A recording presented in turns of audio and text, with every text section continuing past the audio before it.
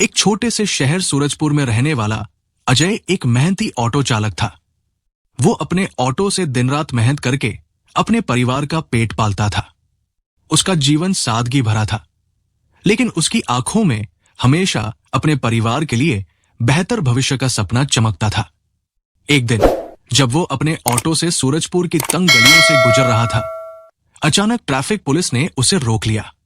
Police वाले ने सख्त आवाज में कहा, तुमने ट्रैफिक नियम तोड़ा है, अब जुर्माना भरना पड़ेगा।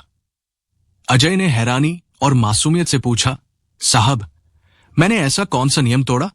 मुझे तो कुछ समझ नहीं आ रहा। पुलिस वाले ने बिना जवाब दिए कड़क लहजे में कहा, या तो जुर्माना भरो वरना थाने चलो। थाने का नाम सुनकर अजय के चेहरे पर एक हल्की सी उम्मीद की किरण चमकी। उसकी पत्नी राधिका, जो हाल ही में उसी थाने में इंस्पेक्टर बनी थी, उसे इस मुसीबत से निकाल सकती थी। अजय ने अपने खून पसीने की कमाई से राधिका को पढ़ाया लिखाया था। दिन रात ऑटो चलाकर उसने राधिका के सपनों को पंख दिए थे, ताकि वो एक दिन बड़ा मुकाम हासिल कर सके। उसे पूरा यकीन था कि राधिका उसकी मदद करेगी और सच जानने की कोशिश करेगी। थाने पहुंचते ही अजय को एक कुर्सी पर बिठा दिया गया। उसी वक्त राधिका फोन पर किसी से गुस्से में बात कर रही थी। उसकी आवाज गूंज रही थी, मेरे नाम का गलत फायदा मत उठाओ। मैंने मेहनत से ये मुकाम हासिल किया है, मुझसे ऐसी उम्मीद मत रखना। फिर वो बाहर आई और सिपाही से पूछा, इसे क्यों पकड़ा? सिपाही ने जवाब दिया, मैडम, इसने ट्रैफिक नियम तोड़ा है और जुर्माना देने से मना कर रहा है। अजय ने उम्मीद भरी नजरों से राधिका की ओर देखा, लेकिन राधिका का चेहरा पत्थर की तरह सख्त था। उसने ठंडे लहजे में कहा, अगर ये जुर्माना नहीं देगा तो इसका ऑटो जब्त कर लो और इसे यहां से भगा दो। अजय का दिल जैसे टूट गया। जिस ऑटो को चलाकर उसने राधिका को इंस्पेक्टर बनाया, आज वही उसकी रोजी रोटी छीन रही थी। राधिका ने हवलदार को आदेश दिया, इसे बाहर निकालो और ऑटो जब्त कर लो। अगर ऑटो चाहिए तो कल कोर्ट से छुड़वाए। अजय की आंखों में आंसू छलक आए। वो भारी मन और लटके कंधों के साथ घर की ओर चल पड़ा।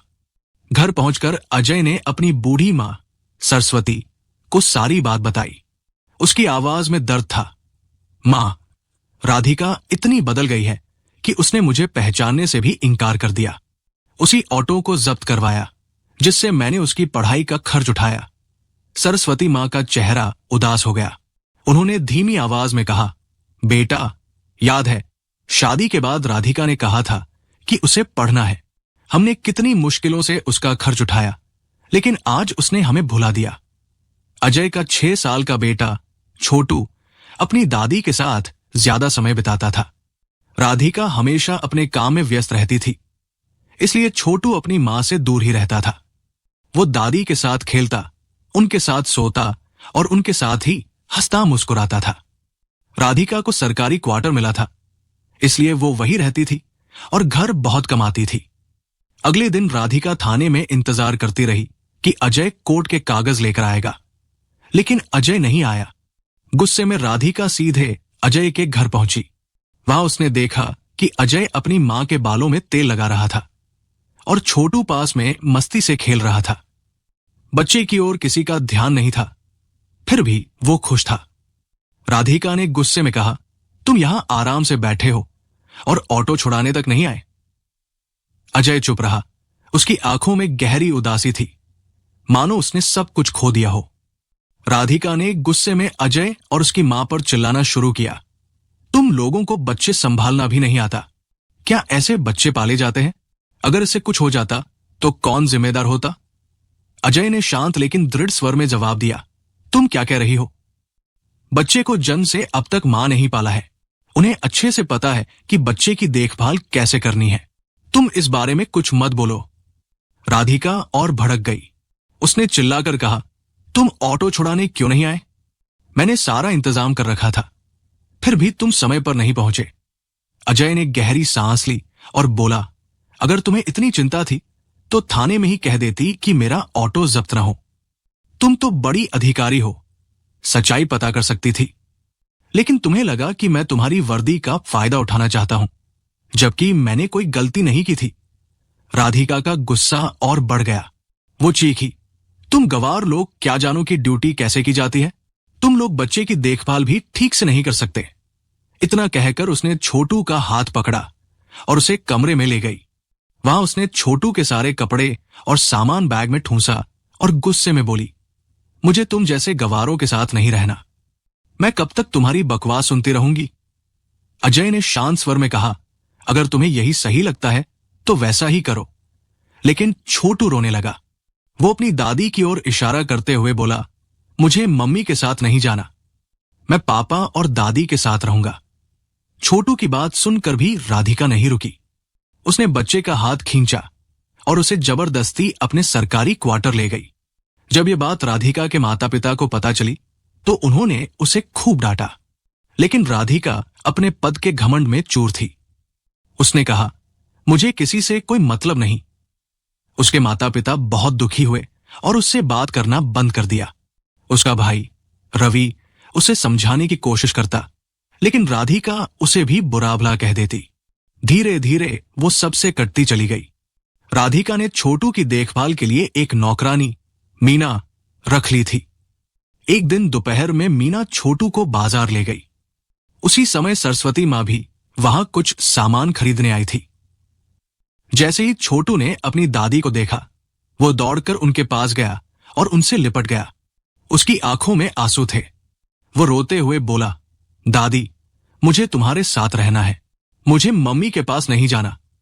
मम्मी एक गंदे अंकल के साथ रहती है और वो दोनों मुझे मारते हैं।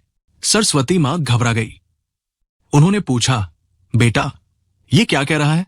मम्मी किस अंकल के साथ रहती है? छोटू ने रोते हुए बताया, मम्मी के घर एक अंकल रोज आते हैं। छुट्टी वाले दिन तो पूरा दिन रहते हैं।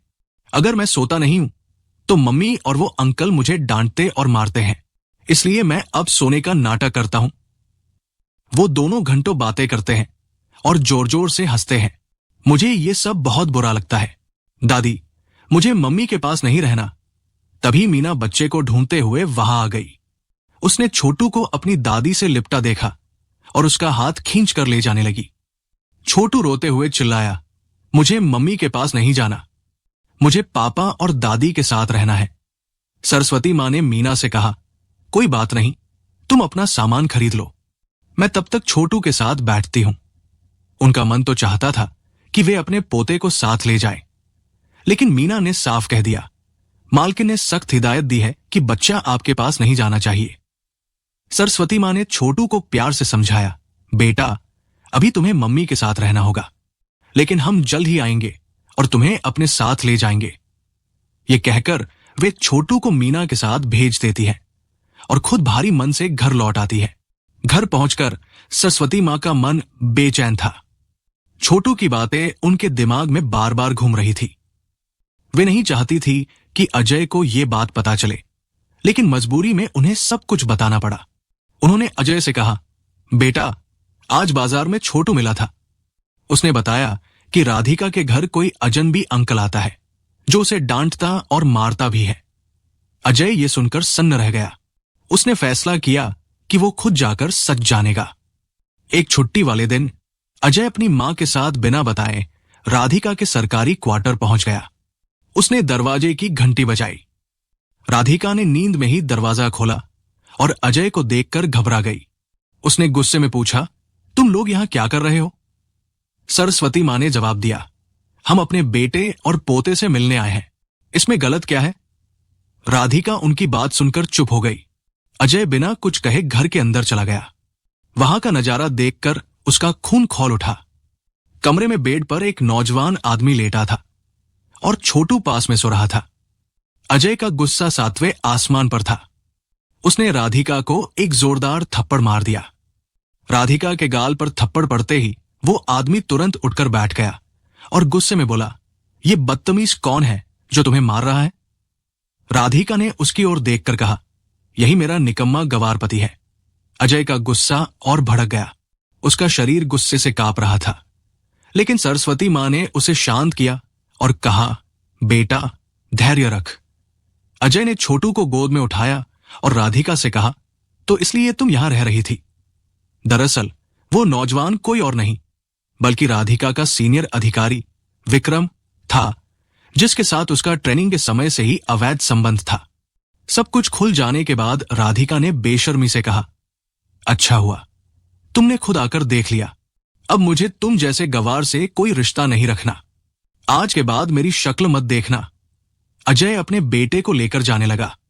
सरस्वती मां भी चुपचाप वहां से निकलने लगी। तभी राधिका ने अजय को रोका और कहा, जाते जाते ये भी कर दो। मैंने तलाक के कागज तैयार कर रखे हैं, इन पर साइन कर दो। अजय ने बिना एक शब्द कहे कागजों पर साइन किए और छोटू को लेकर वहां से चला गया। अब अजय अपने घर के एक छोटे से कमरे में बैठा था। उसकी मां पास में बैठी थी और सोच रही थी कि बेटे की जिंदगी को दोबारा कैसे पटरी पर लाया जाए। तभी सरस्वती मां ने एक पुराना संदूक खोला और उसमें कुछ ढूंढने लगी।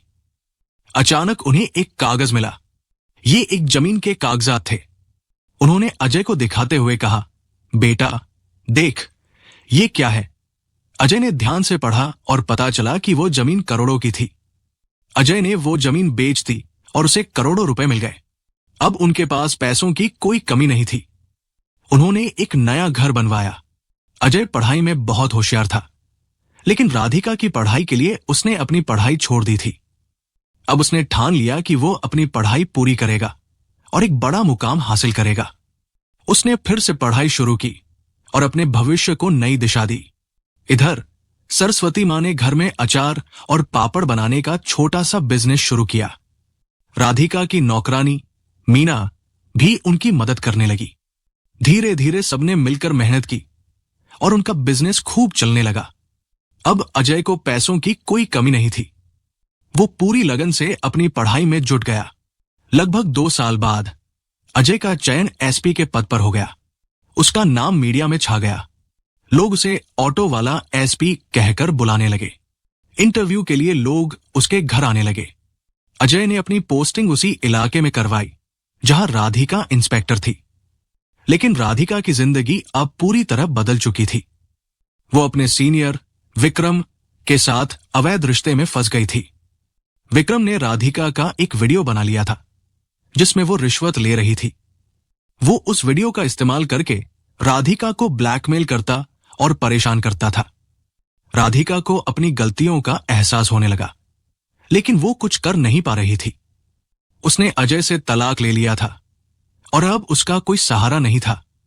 समय के साथ राधिका की हालत और खराब होती गई। वो जानती थी कि विक्रम पहले से शादीशुदा है और उसके 2 बच्चे हैं। एक दिन उसने विक्रम से सवाल किया तो उसने धमकी दी, अगर तुम मुझसे कुछ कहोगी तो मैं तुम्हारा वीडियो वायरल कर दूंगा और तुम्हारी नौकरी चली जाएगी। इस डर से राधिका चुपचाप सब सहने लगी। उसने खाना पीना छोड़ दिया, अच्छे कपड़े पहनना बंद कर दिया और विक्रम ने उसे फोन रखने से भी मना कर दिया था। एक दिन जब एसपी अजय के स्वागत के लिए एक पार्टी रखी गई तो राधिका को भी उसमें शामिल होना था। स्टेज पर बुलाए जाने पर वो जैसे ही माइक के पास पहुंची, उसे चक्कर आया और वो बेहोश होकर गिर पड़ी। उसे तुरंत अस्पताल ले जाया गया। अजय ने देखा कि जो राधिका कभी घमंड में डूबी रहती थी, आज वो कमजोरी से टूट चुकी थी। डॉक्टर ने बताया कि उसकी हालत खराब खान पान और तनाव के कारण बिगड़ी है। अजय को यह सुनकर हैरानी हुई। वो सोचने लगा कि एक इंस्पेक्टर की ऐसी हालत कैसे हो सकती है। कुछ दिन बाद राधिका ने फैसला किया कि वो अजय से मिलकर सारी सच्चाई बताएगी। एक दिन वो बाजार में जा रही थी, तभी उसे सरस्वती मां मिल गई। राधिका उनकी ओर दौड़ी और बोली, मां जी, आप कैसी हैं? सरस्वती मां ने चश्मा नहीं पहना था और उसे पहचान नहीं पाई। उन्होंने पूछा, तुम कौन हो? मुझे मां जी क्यों कह रही हो? राधिका ने कहा, मां जी, मैं राधिका हूं। क्या आप मुझे नहीं पहचान रही है? राधिका की हालत इतनी खराब हो चुकी थी कि सरस्वती मां उसे पहचान नहीं पाई। उन्होंने सख्त लहजे में कहा, तुमने मेरे बेटे को ठुकरा दिया, अब मुझे तुमसे कोई मतलब नहीं। सरस्वती मां का बिजनेस अब अच्छा चल रहा था और वे बाजार में सामान खरीदने आई थी। वे राधिका को नजरअंदाज करके अपने काम में लग गई। राधिका गिड़गिड़ाने लगी, मां जी, मुझे माफ कर दीजिए, मुझसे बहुत बड़ी गलती हो गई। कृपया अजय से कहिए कि मुझे माफ कर दे और मुझे वापस अपना ले। सरस्वती मां ने जवाब दिया, बेटी, जो तुमने किया उसका फल तुम्हें भुगतना पड़ेगा। ये कहकर वे उसे छोड़कर चली गई। कुछ दिन बाद राधिका पूरी तरह टूट चुकी थी। उसने हिम्मत जुटाकर विक्रम से कहा, चाहे तुम वीडियो वायरल कर दो या मेरी जान ले लो, मैं अब तुम्हारे साथ नहीं रह सकती।